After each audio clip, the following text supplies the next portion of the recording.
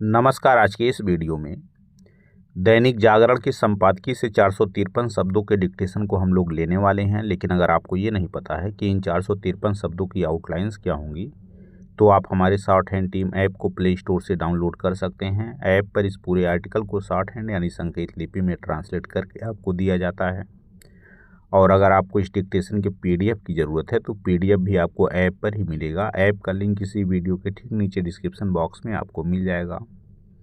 इस डिक्टेशन को हम 3 अलग अलग स्पीड में लेंगे। पहली बार में 70 की स्पीड में, दूसरी बार में 80 की स्पीड में, तो तीसरी और आखिरी बार में इसी डिक्टेशन को हम लोग 90 की स्पीड में लेने वाले हैं। तो 70 की स्पीड में आपका डिक्टेशन स्टार्ट होगा 5 सेकंड के बाद। तब तक के लिए आप रेडी रहें।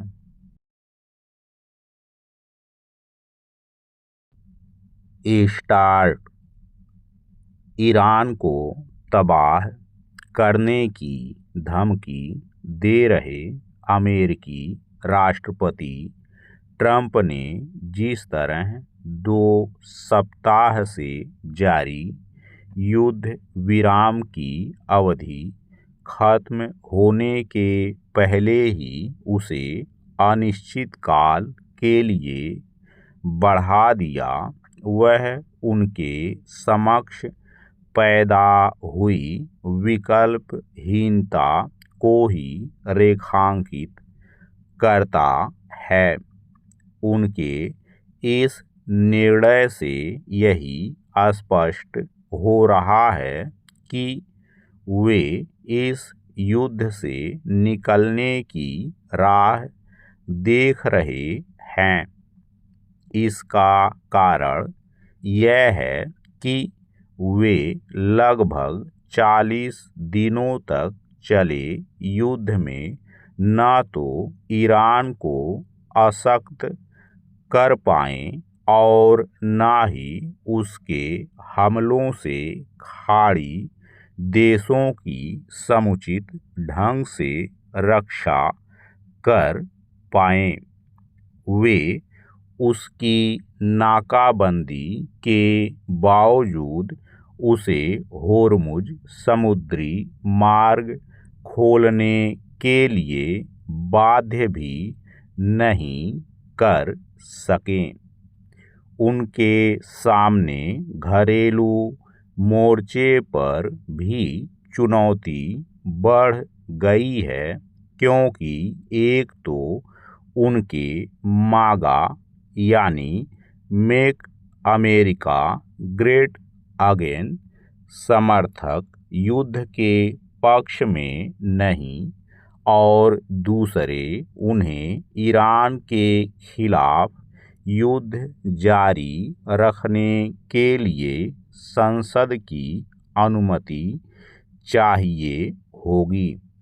वह उन्हें शायद ही मिले, क्योंकि विपक्षी डेमोक्रेट संग कई रिपब्लिकन सांसद भी युद्ध के विरोध में हैं। इसकी भी अनदेखी न की जाए कि होर्मुज बाधित होने से विश्व में जो गहन ऊर्जा संकट पैदा हुआ है, उसका अमेरिका पर भी असर पड़ा है। पैरा। निसंदेह यह भी स्पष्ट है कि युद्ध विराम तोड़ना जितना अमेरिका के लिए जोखिम भरा था, उतना ही पाकिस्तान के लिए भी। यदि अमेरिका नए सिरे से ईरान पर हमले करता तो वह जवाबी कार्रवाई के तहत सऊदी अरब समेत खाड़ी के अन्य देशों को निशाना बनाता। ऐसे में पाकिस्तान को सऊदी अरब के साथ हुए समझौते के तहत ईरान के खिलाफ मोर्चा खोलना पड़ता, और यह उसका संकट और बढ़ाता, चूँकि पाकिस्तान के साथ अमेरिका भी युद्ध विराम विस्तार में ही अपना हित देख रहा था। इसलिए ट्रंप ने यह आड़ ली कि वे पाकिस्तानी प्रधानमंत्री और उसके सैन्य प्रमुख के आग्रह पर युद्ध विराम को विस्तार दे रहे हैं।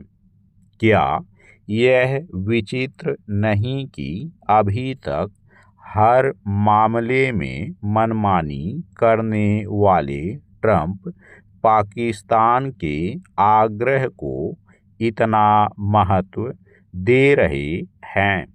इसमें संदेह है कि अमेरिका और ईरान के बीच दूसरे दौर की जो वार्ता टली, वह युद्ध विराम विस्तार से फिर शुरू हो सकेगी, क्योंकि ईरान अमेरिकी नाकेबंदी को युद्ध विराम का उल्लंघन मानकर अमेरिका से बात करने से इनकार कर रहा है।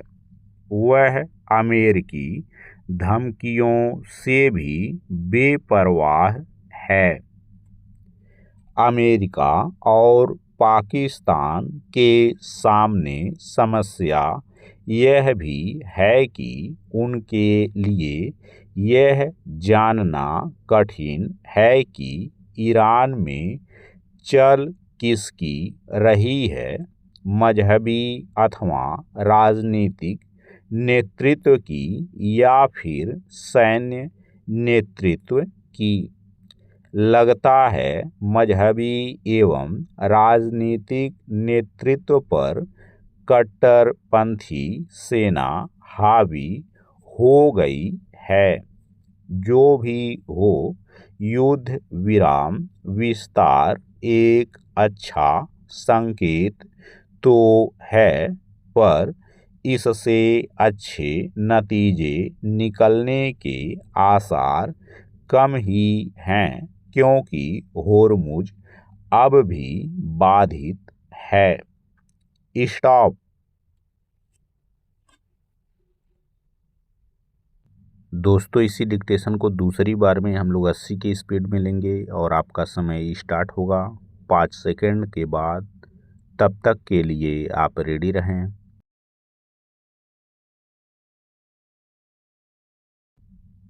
स्टार्ट।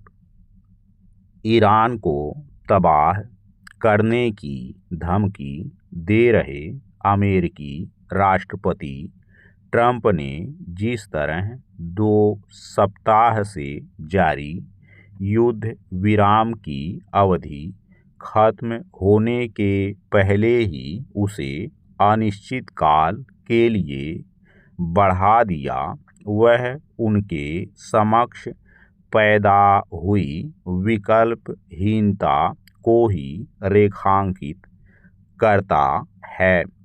उनके इस निर्णय से यही स्पष्ट हो रहा है कि वे इस युद्ध से निकलने की राह देख रहे हैं।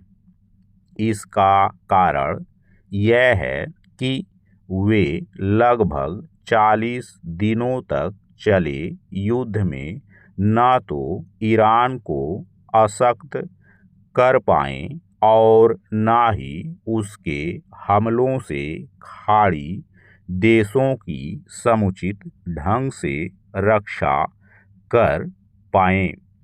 वे उसकी नाकाबंदी के बावजूद उसे होर्मुज समुद्री मार्ग खोलने के लिए बाध्य भी नहीं कर सके।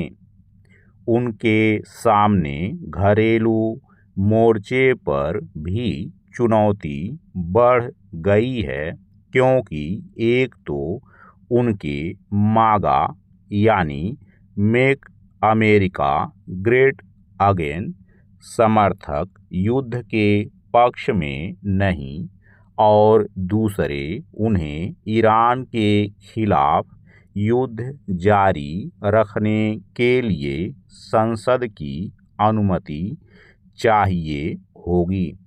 वह उन्हें शायद ही मिले क्योंकि विपक्षी डेमोक्रेट संग कई रिपब्लिकन सांसद भी युद्ध के विरोध में हैं। इसकी भी अनदेखी न की जाए कि होर्मुज बाधित होने से विश्व में जो गहन ऊर्जा संकट पैदा हुआ है उसका अमेरिका पर भी असर पड़ा है। पैरा निसंदेह यह भी स्पष्ट है कि युद्ध विराम तोड़ना जितना अमेरिका के लिए जोखिम भरा था उतना ही पाकिस्तान के लिए भी। यदि अमेरिका नए सिरे से ईरान पर हमले करता तो वह जवाबी कार्रवाई के तहत सऊदी अरब समेत खाड़ी के अन्य देशों को निशाना बनाता। ऐसे में पाकिस्तान को सऊदी अरब के साथ हुए समझौते के तहत ईरान के खिलाफ मोर्चा खोलना पड़ता और यह उसका संकट और बढ़ाता। चूँकि पाकिस्तान के साथ अमेरिका भी युद्ध विराम विस्तार में ही अपना हित देख रहा था, इसलिए ट्रंप ने यह आड़ ली कि वे पाकिस्तानी प्रधानमंत्री और उसके सैन्य प्रमुख के आग्रह पर युद्ध विराम को विस्तार दे रहे हैं। क्या यह विचित्र नहीं कि अभी तक हर मामले में मनमानी करने वाले ट्रंप पाकिस्तान के आग्रह को इतना महत्व दे रहे हैं? इसमें संदेह है कि अमेरिका और ईरान के बीच दूसरे दौर की जो वार्ता टली वह युद्ध विराम विस्तार से फिर शुरू हो सकेगी क्योंकि ईरान अमेरिकी नाकेबंदी को युद्ध विराम का उल्लंघन मानकर अमेरिका से बात करने से इनकार कर रहा है। वह अमेरिकी धमकियों से भी बेपरवाह है। अमेरिका और पाकिस्तान के सामने समस्या यह भी है कि उनके लिए यह जानना कठिन है कि ईरान में चल किसकी रही है, मजहबी अथवा राजनीतिक नेतृत्व की या फिर सैन्य नेतृत्व की। लगता है मजहबी एवं राजनीतिक नेतृत्व पर कट्टरपंथी सेना हावी हो गई है। जो भी हो, युद्ध विराम विस्तार एक अच्छा संकेत तो है, पर इससे अच्छे नतीजे निकलने के आसार कम ही हैं क्योंकि होर्मुज अब भी बाधित है। स्टॉप। दोस्तों, इसी डिक्टेशन को तीसरी और आखिरी बार में हम लोग 90 की स्पीड में लेंगे और आपका समय स्टार्ट होगा 5 सेकंड के बाद। तब तक के लिए आप रेडी रहें।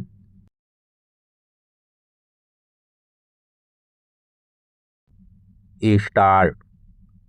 ईरान को तबाह करने की धमकी दे रहे अमेरिकी राष्ट्रपति ट्रंप ने जिस तरह 2 सप्ताह से जारी युद्ध विराम की अवधि खत्म होने के पहले ही उसे अनिश्चित काल के लिए बढ़ा दिया, वह उनके समक्ष पैदा हुई विकल्पहीनता को ही रेखांकित करता है।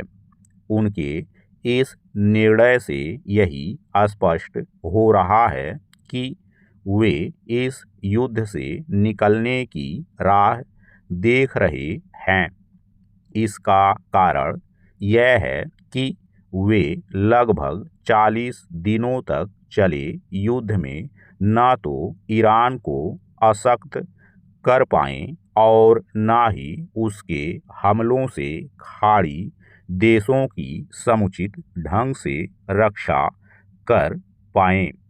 वे उसकी नाकाबंदी के बावजूद उसे होर्मुज समुद्री मार्ग खोलने के लिए बाध्य भी नहीं कर सके। उनके सामने घरेलू मोर्चे पर भी चुनौती बढ़ गई है, क्योंकि एक तो उनके मागा यानी मेक अमेरिका ग्रेट अगेन समर्थक युद्ध के पक्ष में नहीं, और दूसरे उन्हें ईरान के खिलाफ युद्ध जारी रखने के लिए संसद की अनुमति चाहिए होगी। वह उन्हें शायद ही मिले, क्योंकि विपक्षी डेमोक्रेट संग कई रिपब्लिकन सांसद भी युद्ध के विरोध में हैं। इसकी भी अनदेखी न की जाए कि होर्मुज बाधित होने से विश्व में जो गहन ऊर्जा संकट पैदा हुआ है, उसका अमेरिका पर भी असर पड़ा है। पैरा निसंदेह यह भी स्पष्ट है कि युद्ध विराम तोड़ना जितना अमेरिका के लिए जोखिम भरा था, उतना ही पाकिस्तान के लिए भी। यदि अमेरिका नए सिरे से ईरान पर हमले करता तो वह जवाबी कार्रवाई के तहत सऊदी अरब समेत खाड़ी के अन्य देशों को निशाना बनाता।